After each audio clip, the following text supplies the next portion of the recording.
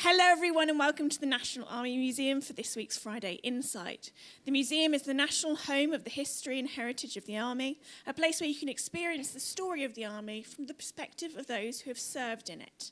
There are many ways to support the museum. You can buy a book in our shop, visit the cafe, donate or become a member where you can get exclusive discounts and your very own events programme. Today, I'm delighted to welcome Dr. Megan King.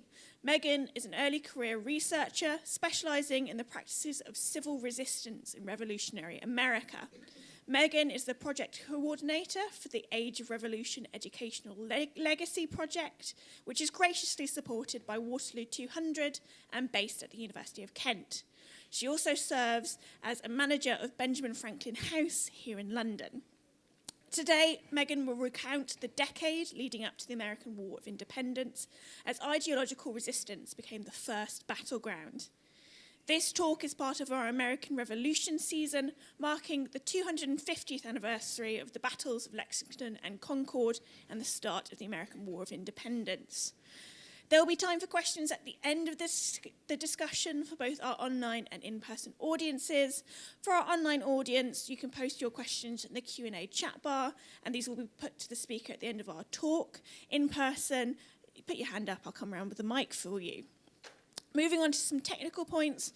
For people online, should we encounter any technical issues, please bear with us while we work to rectify them. If the stream freezes, we recommend you refresh. That usually cures all ills. But there will also be a member of staff in the chat box should you have any questions. That all being said, I'm now going to hand over to Megan to start the talk. Thank you.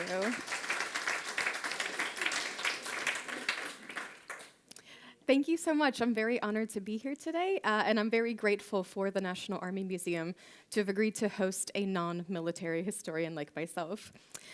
So I think for today's agenda, I'm going to stick to the script as best as possible, just because I do not trust myself to keep to time while improvising. So if my head is down, that's why.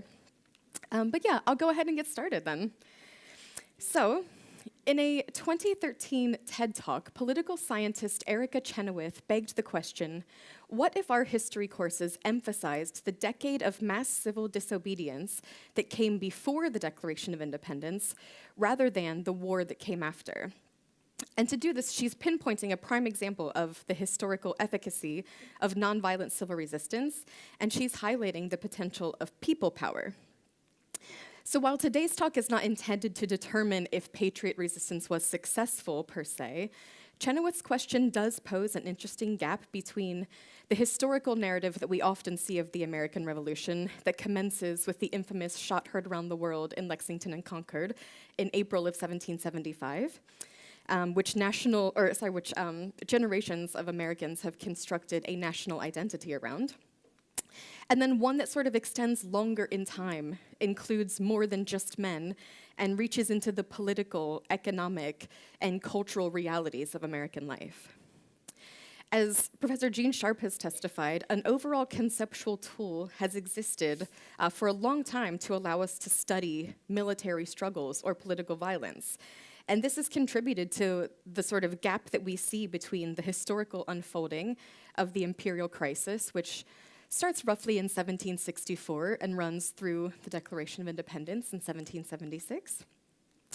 And yeah, this nonviolent sort of framework that we can use to study political processes like this.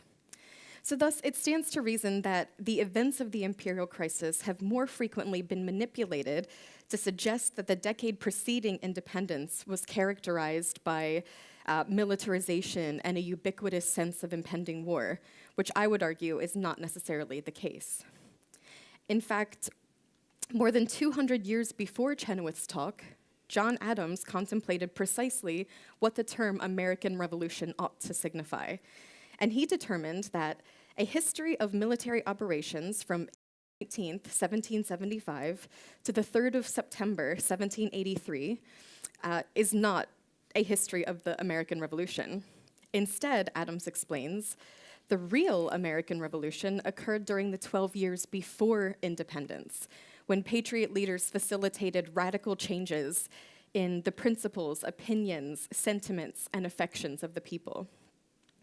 Similarly, other historians have validated Adams's characterizations of this revolutionary crescendo that we see that occurred between the years 1764 and 1776, explaining that civil and nonviolent cultural, social, economic, and political mobilization, as well as the use of direct collective actions such as popular disobedience, boycotts, public processions, celebrations, demonstrations, and other acts of defiance, were effective in liberating most of the colonies before war actually broke out.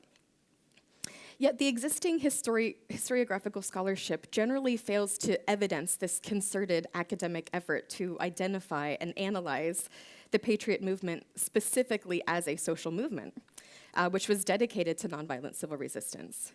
Indeed, some academics tend to follow the approach of political process scholarship by highlighting the emergence of radical actors and contextualizing the political factors that facilitated or repressed the Patriot cause without identifying or explaining key trajectorial movement strategies that contributed to sort of a recasting of this political context. So that's what I'd like to talk about today. So to offer a bit of local context and complexion, I've decided to look at Boston, Massachusetts as a case study of peaceable resistance on the path to pre-revolutionary radicalization, just because to try to tackle the whole 13 colonies would be quite a feat for this talk today. So throughout this presentation, you may hear me use the term Patriot fundamentalism, which can most simply be defined as an action-oriented ideology that insists upon a strict adherence to faith-based doctrines and ideals that emphasize the pursuit of individual moral accountability and just lawful government through Republican activism. So this is kind of the terminology that I have developed to suit the purpose of studying this time period from the perspective of nonviolent civil resistance. So Patriot fundamentalism was founded upon a uniquely American identity that emphasized the righteousness of nonviolent civil resistance against encroaching imperial powers and helped to sustain American resistance throughout the entirety of the imperial crisis. While Patriot fundamentalism as a nonviolent entity ran its course by 1776, certainly, once shots have been fired, we can't argue that this was a nonviolent movement. Nonviolence certainly was a tool that Patriot fundamentalist leaders used to legitimize colonial claims to self-government, to discourage repression from Great Britain, and to help colonists identify with the movement, as violence is often known to actually minimize sort of general relatability from the public and alienate public support. On an ideological level, Patriot fundamentalism, as framed by movement leaders, emphasizes a stringent loyalty to Republican activism and faith-based doctrines and ideals. The principled opposition around which this ideology of Patriot fundamentalism was shaped harkens back to the colony's Judeo-Christian settlement and requires the possession of a strong sense of moral accountability and an ardent dedication to government in accordance with Enlightenment-era principles of natural law and civil consent. On a practical level, Patriot fundamentalism dictates individual responsibility in continental initiatives, meaning that those engaged in the social movement were not only expected to comply with boycotts, attend town hall meetings, disseminate patriot arguments, and be willing to make personal sacrifices as a mean of supporting the greater good, but in addition, it required social movement participants to ensure that their peers also subscribed to these values and objectives. So we're looking at a highly inclusive, accessible movement that intentionally aligned laboring classes, women, and other previously politically inactive communities with roles in the public rank and file or homespun movements to challenge imperial legislation, including the Stamp Act, the Townshend Duties, and the Coercive Acts, which we'll chat about in a bit. So I want to impress upon you today that the paths to radicalization, mobilization, and ultimately revolution were remarkably incremental. I think sometimes when we see the picture of the American Revolution, it can kind of feel like colonists transition almost overnight from being loyal subjects of the crown to shouting, "Give me liberty or give me death." And that is absolutely not the case. We're looking at a decade of debating, petitioning, demonstrating, boycotting, and exercising open acts of defiance up and down the eastern seaboard before militarization was even openly pursued.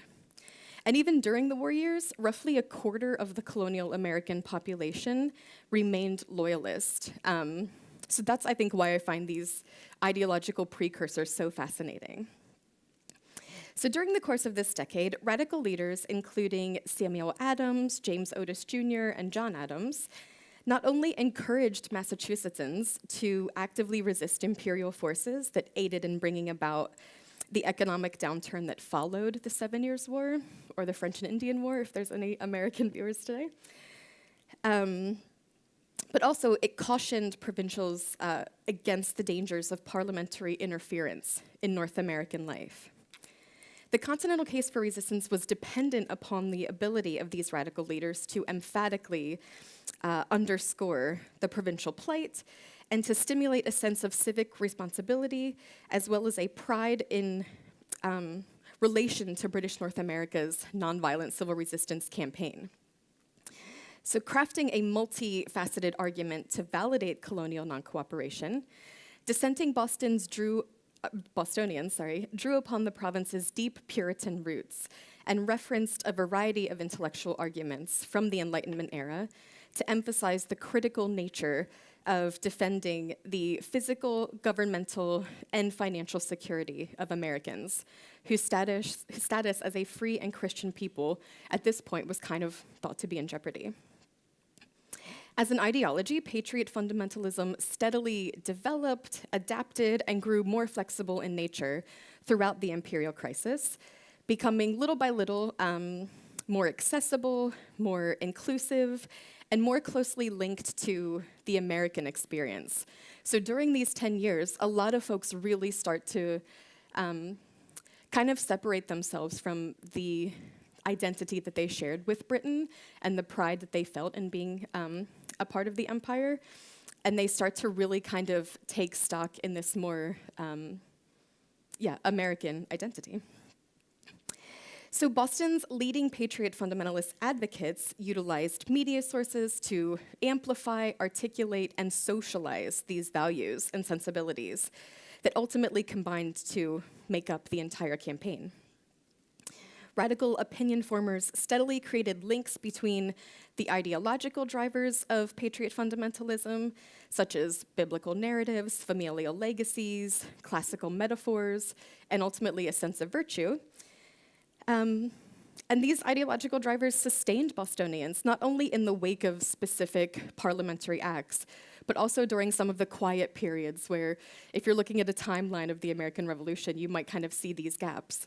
But during these quiet periods, things are still continuing to build as people, quote, dare to read, speak, think, and write through their developing continental ideals. 18th century Bostonians were inspired by the challenges that their ancestors endured to build this city upon a hill in the New World, by Greco-Roman teachings on liberty and virtue, which reflected how the conduct of Rome towards her colonies and the corruptions and oppressions tolerated catalyzed the downfall of that proud republic. And likewise, they were inspired by Puritan traditions of Christian liberty, which underscored that God was, quote, the only monarch in the universe who has a clear and indisputable right to absolute power. These legacies and lessons, as reiterated by the Patriot leadership pool, empowered Bostonians to channel their collective anxieties, grievances, and unmet governmental expectations into self-organized initiatives like petitions and media campaigns and non-importation associations. In doing so, nonviolent civil resistance challenged practices of automatic disobedience to Crown-appointed authorities and established political beliefs and doctrines into question. So the Stamp Act of 1765 presented the first major opportunity for British North Americans to challenge the authority of their mother country. Although the Patriot campaign, obviously, as I said, adapted during the course of the imperial crisis to suit the ever-changing needs and concerns of the broader movement, its foundations were laid through the debates of the Stamp Act crisis. And likewise, this is where they came up with their infamous motto, "No taxation without representation." So a lot of the things put into place during the Stamp Act were really the driving force that sustained this protest movement for the next decade. So I've laid out the parameters of the Stamp Act here, but a core argument against them is that they conflicted with the relative autonomy that Americans had so long enjoyed by requiring a population without representation in Parliament to be taxed for the purpose of raising a revenue. And Bostonians felt incredibly affronted by this, not the least because the city was struggling so intensely thanks to a post-war bust. So this legislation was seen as not just an offense from a financial standpoint, but also an offense to American liberty. While Boston's market economy ranked the best in British North America, provincial debt still soared across the board in Massachusetts in the mid-18th century. In the wake of the 7 Years' War, a multitude of widows with young mouths to feed sought financial assistance from an already tapped-out poor relief fund, and an excess of merchants, sailors, laborers, and artisans were equally experiencing a huge decline in command, and were trying to sort of salvage their financial circumstances. As Mark Peterson has concluded, even the most prosperous Boston merchants lived modestly in the pre-revolutionary era. So while provincial suffering was certainly relative and presented differing levels and features of strife in the Boston metropolis than it did in maybe the surrounding countryside, it was also remarkably widespread. So the feelings of insecurity that Massachusettsans experienced before the imperial crisis were ultimately met with a sense of possibility that reform-minded provincials could seek stability and lobby for political change in the wake of the Stamp Act. In the wake of, this unprecedented parliamentary attempt to raise revenue by taxing colonists directly, provincials also found commonalities in their collective longings for equity and stability. And so one issue that I have, if I'm going to stand up here and talk about nonviolence, one issue that I do have to raise here is the Stamp Act riots, which you may have guessed was not a nonviolent episode in American history. So these riots took place in the summer of 1765, and they involved stamp burning, the intimidation of stamp commissioners, and most significantly, the raiding and ransacking of Governor Thomas Hutchinson's home. So these were undeniably violent in nature. A variety of historians have denoted that these were conducted out of a sort of sense of simple lawlessness, and undoubtedly some writers can be categorized as such. While Philip Davidson has described this motley gathering as being fueled by determined resentment, Colin Nicholson has detailed how the violent intimidation of several government officials and opponents of the protest movement threatened the breakdown of civil order. And neither of these characterizations can be described as inaccurate, certainly. So if we can glean any sort of success from these Stamp Act riots in relation to the nonviolent movement, it lies strictly in the cross-class and cross-cultural collectivization that that was critical to what would sustain Bostonians on the path to resistance. Indeed, while no one can excuse the apparent force exercised by Boston crowds and mobs during the summer of 1765, it's important to understand dissent as being relative to the grounds and expression of them, meaning that 18th century Bostonians likely felt a need to match their defensive reactions to the unprecedentedness of the Stamp Act. And as I mentioned before, theretofore, the colonies had enjoyed a largely cooperative and mutually beneficial relationship with their mother country. Realistically, it was only up until 1774 that folks before then never would have even sort of questioned, really, their want to remain a part of the British Empire.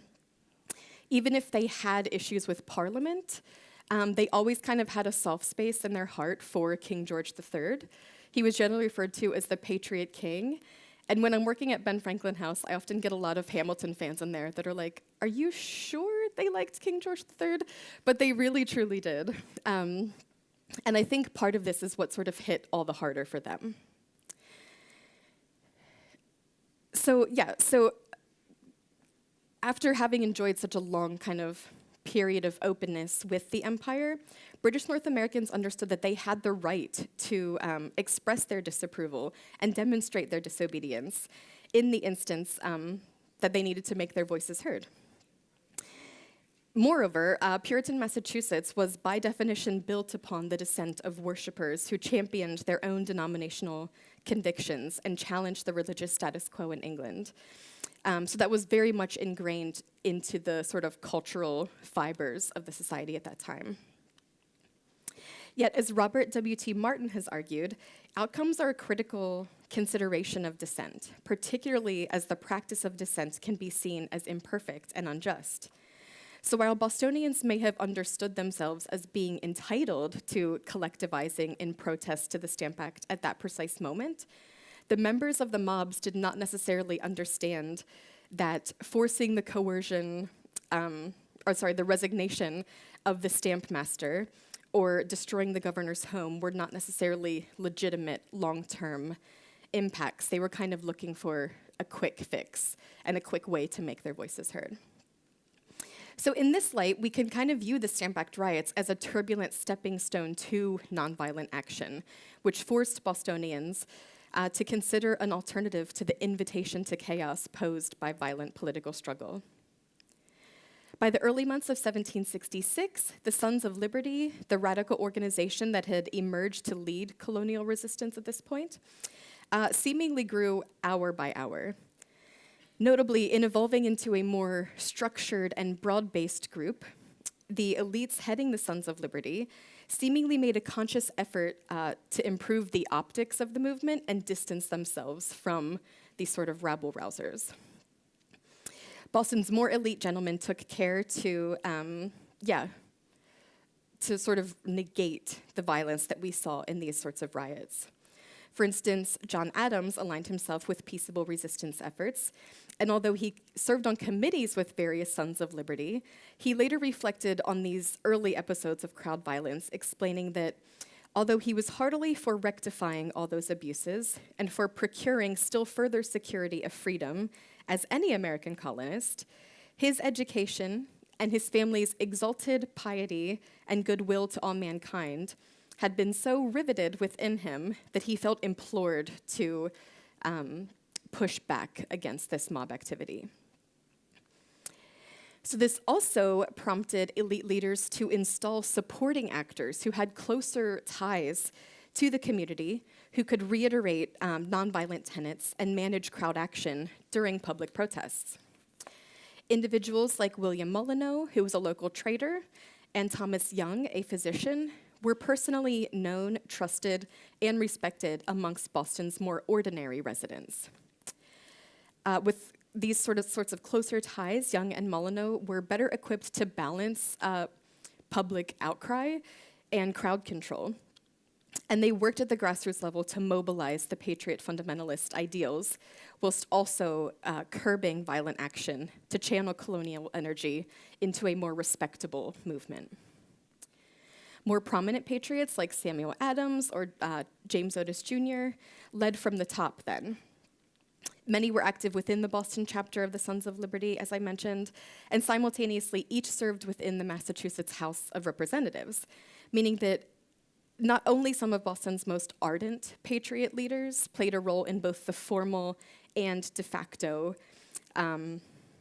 political operations of the city, but moreover, these individuals were also forced to approach extra-legal activity with a greater degree of prudence than maybe the average Bostonian.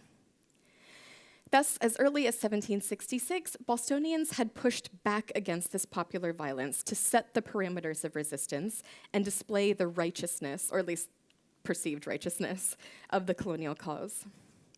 The strife and discontent that fueled group grievances during the imperial crisis helped to bridge some of the ideological gaps that we might have seen between colonies.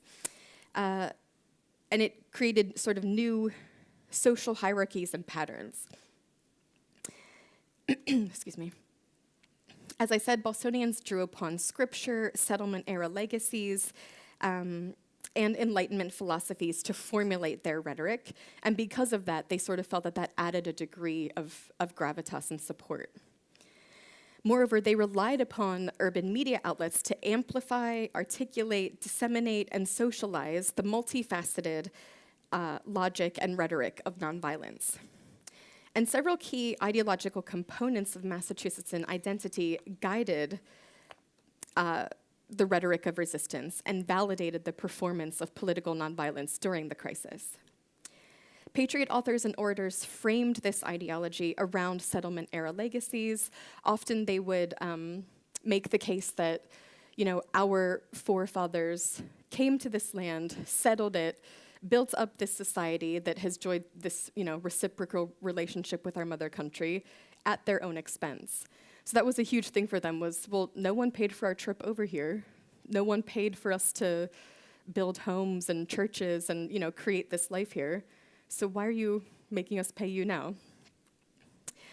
And in turn, they drew these parallels then between socioeconomic equality and gluttony, and likewise between personal sacrifice and moral uprightness. And these themes ultimately came to sort of comprise what some historians have called the official revolutionary vocabulary.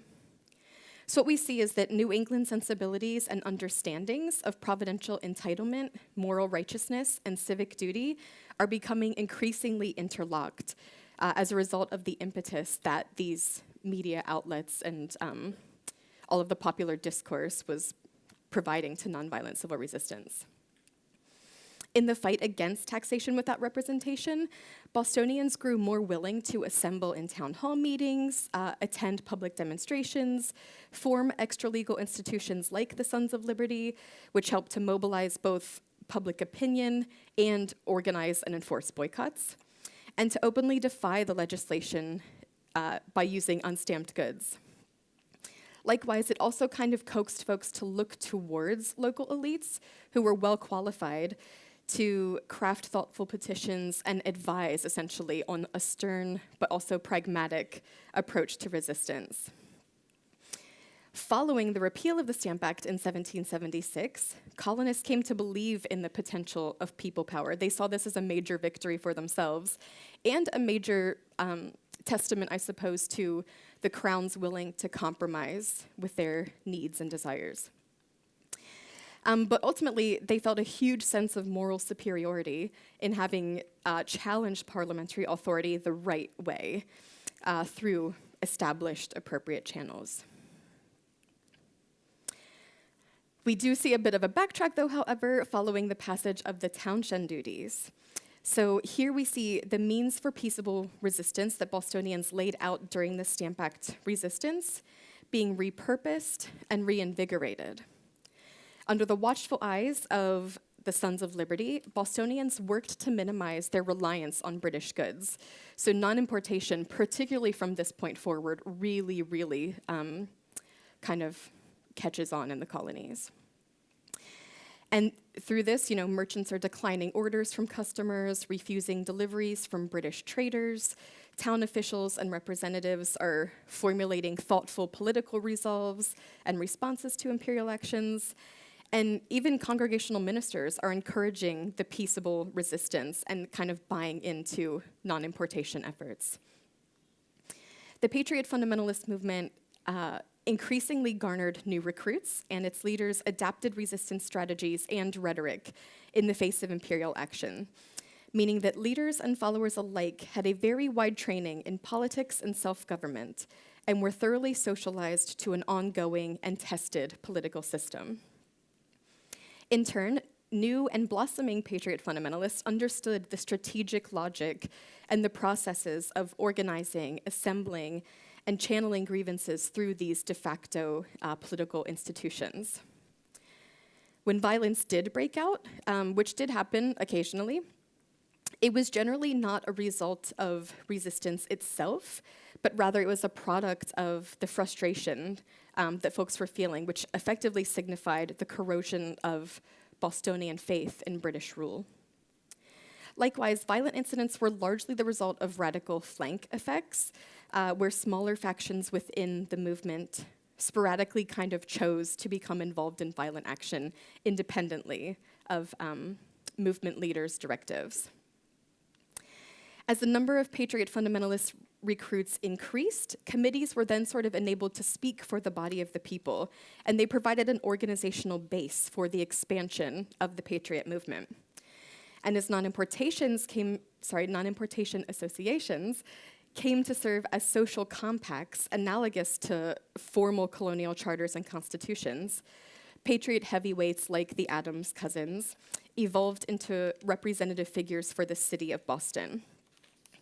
And likewise, they kind of became the colonial lawmakers at hand.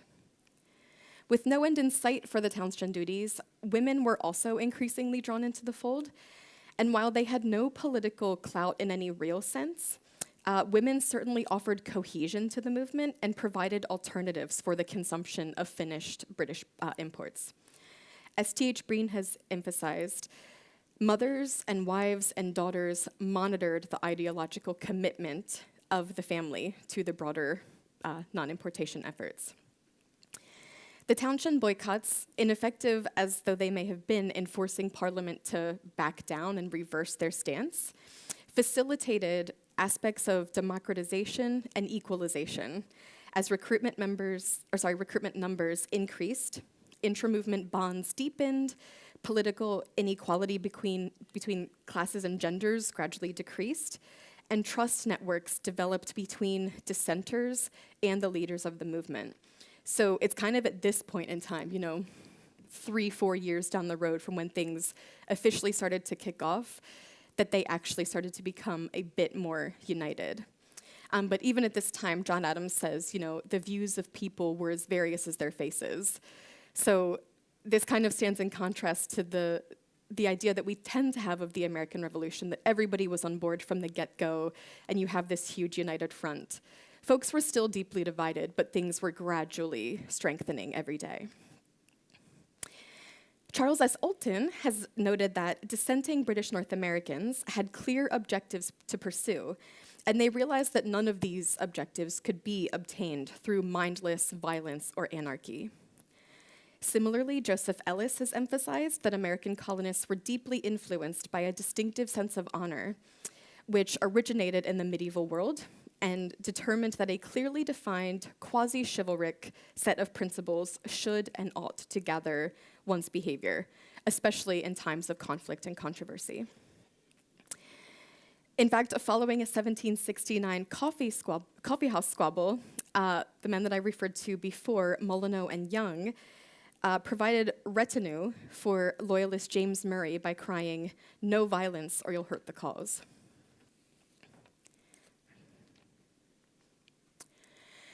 So in the interest of time, we're skipping ahead a few years to the Boston Tea Party, which occurred in December of 1773. So we see this as another major turning point in the imperial crisis, when dissenting Bostonians pursued extreme and borderline violent measures as a minority of urban citizens boarded the merchant ships Dartmouth, Eleanor, and Beaver, and ultimately destroyed 342 chests of tea, which was slated for importation. The fact that, as you'll sort of see in the image there, if you can look kind of at the folks on the boats, the fact that they felt the need to disguise themselves as Mohawk Native Americans suggests that these protesters were well aware of how severely their actions pushed the bounds of resistance. However, Conser, McCarthy, and Toscano have made the critical distinction that the methods employed by dumping these crates of tea into Boston Harbor were neither nonviolent nor violent. They sort of see it as a gray space in the middle. as this involved only the destruction of property or material possessions. Never once did they actually threaten or cause physical harm to human life. And alongside this, we did have several Boston merchants who were so desperate to keep sort of in the, I guess, good graces of the empire that they themselves offered to help finance the damages to reimburse the East India Company for their losses. But yeah, so while the crowd action of December 16th, 1773 can certainly be classified as just destructive, offensive, and deeply detrimental to the Anglo-American relationship, it cannot necessarily be deemed entirely as unrestrained, specifically because a great deal of accounts from the destruction of the tea stress that this was done with no physical endangerment whatsoever. Parliament, however, did not take this event lightly. When news of the Boston Tea Party reached England in January of 1774, it only took them a few months to pass the first 4 of the coercive acts, which were collectively designed to inhibit access to Boston's port. It revoked Massachusetts' governmental charter, allowed the royal governor to decide where judiciary hearings would take place, and it forced provincials to house British troops. So one of the first folks to speak out against these acts was actually Edmund Burke. And when addressing some fellow members of Parliament, he described the Boston Port Act in particular as teasing and irritating without any good effect. And he even advocated that the Patriot fundamentalist proposition that Gordon Wood has explained as a radical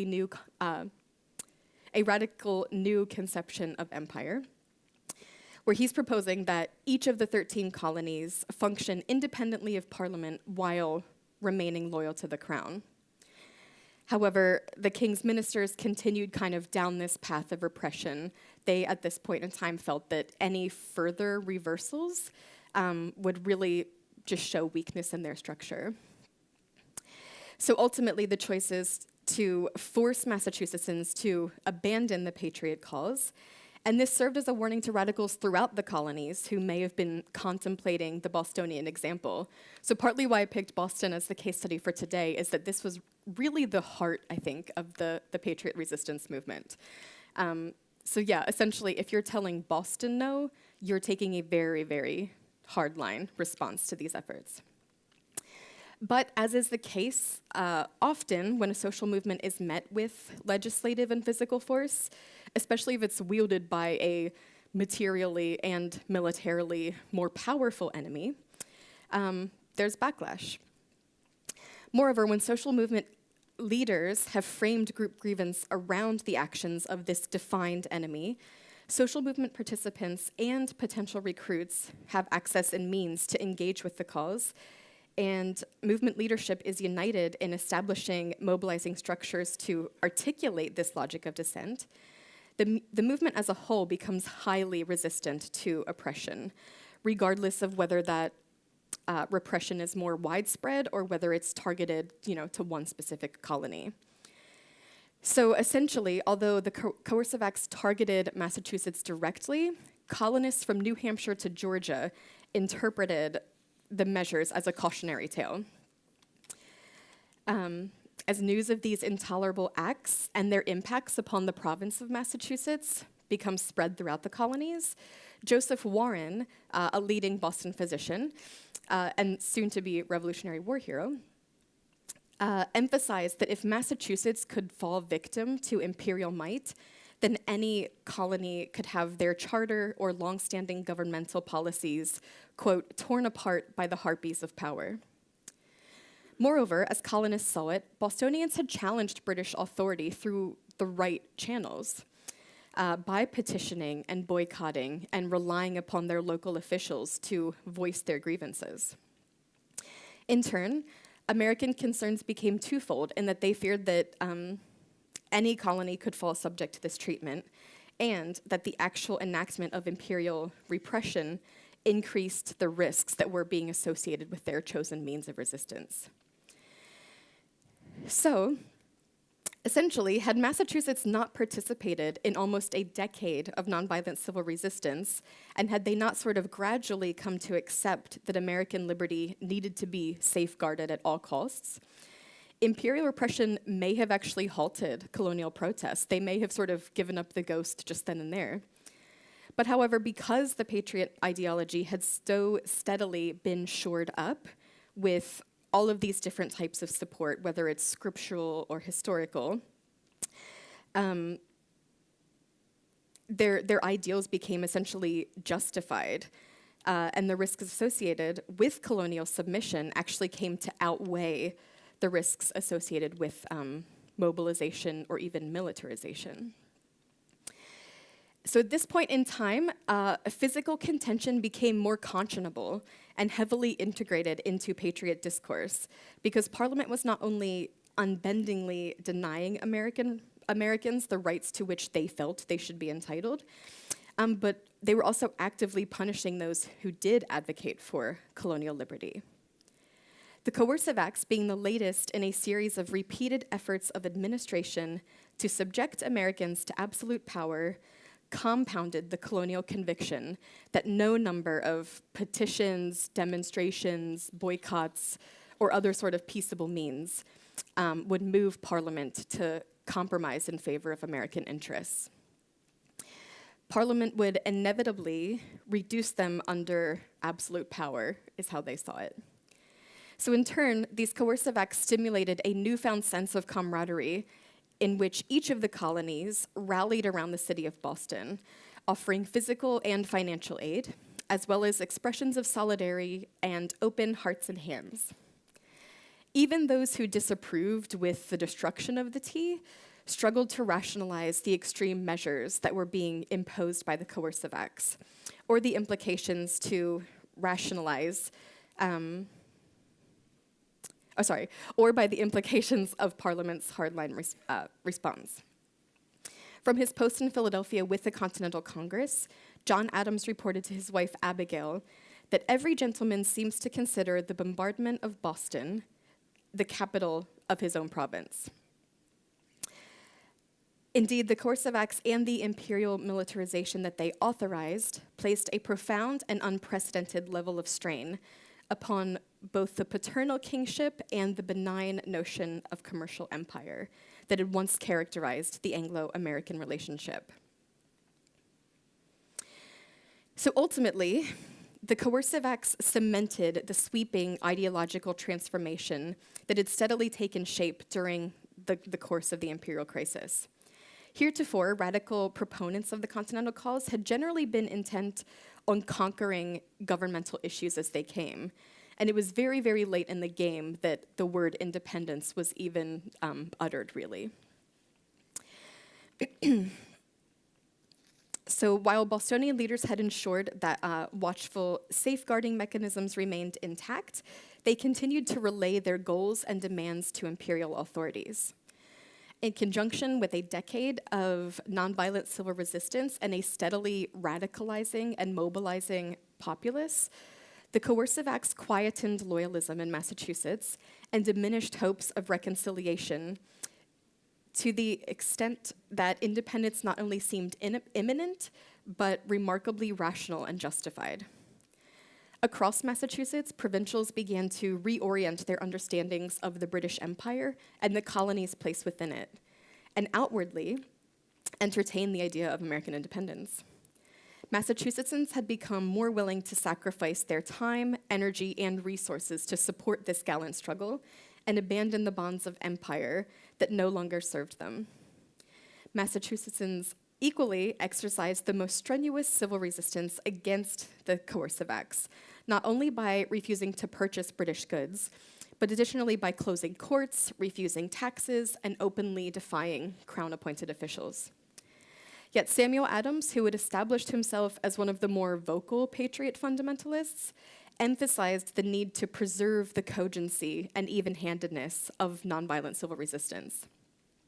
And he advised, implore every friend in Boston, by everything dear and sacred to men, of sense and virtue, to avoid blood and tumult.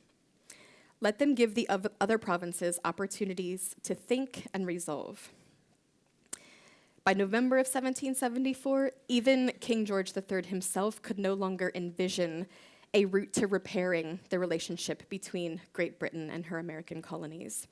And he expressed to Lord North, we must either master them or totally leave them to themselves and treat them as aliens. And ultimately, Massachusettsans and British North Americans more broadly came to feel secure in their judgment that imperial authorities had left the colonies with essentially no alternative other than to escalate their political struggle through militarization. So I think at this point I will pause, and if Amy would like to come up and guide us through the Q&A period, I thank you all for listening. Great.